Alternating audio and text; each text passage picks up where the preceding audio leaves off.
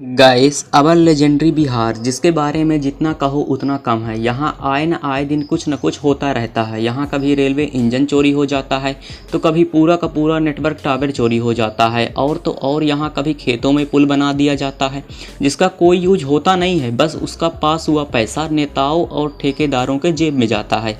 यहाँ की जनता भी किसी अजूबे से कम नहीं है। यहाँ रातों रात दिनों दिन पूरी की पूरी 2 किलोमीटर लंबी सड़क ही गायब कर दी जाती है।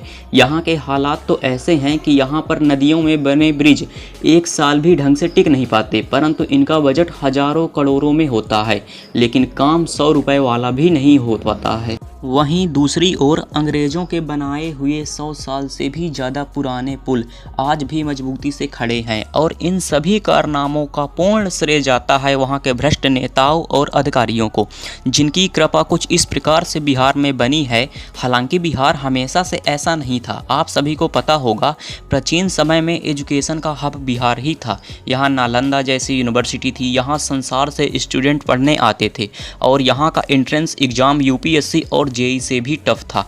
पहले चरण में तो आपको यूनिवर्सिटी के प्यून को अपने ज्ञान से प्रभावित करना होता था, तब जाकर आप दूसरे चरण में आप वहाँ के गुरुओं के पास जाते थे। आधे से अधिक लोग प्रथम चरण में ही बाहर हो जाते थे, क्योंकि वहाँ के प्यून को चारों वेदों का ज्ञान हुआ करता था, जिसको कोई जल्दी प्रभावित ही नहीं कर पाता था। एक समय पर बिहार संपूर्ण भारत का केंद्र हुआ करता था। यहाँ एक समय पर सम्राट चक्रवर्ती अशोक का शासन था। उनके शासनकाल में बिहार में सर्वशक्तिशाली राज्य था। उस समय पर बिहार 16% से भी अधिक इकोनॉमिकली कंट्रीब्यूट करता था भारत देश को। और अब आज का समय है, बिहार भारत के गरीब राज्यों की सूची में काफ़ी आगे आता है। एक और तो इसका इतिहास हमें गर्व करने पर विवश करता है, और वहीं वर्तमान जिसके बारे में हम कुछ ही कह ही नहीं सकते। आप स्वयं ही समझदार हैं। हालांकि सरकार काम में तो लगी है, लेकिन कुछ कहा नहीं जा सकता। क्या कभी बिहार अपने पुराने समय की तरह खड़ा हो पाएगा? आप कमेंट में ज़रूर बताइएगा।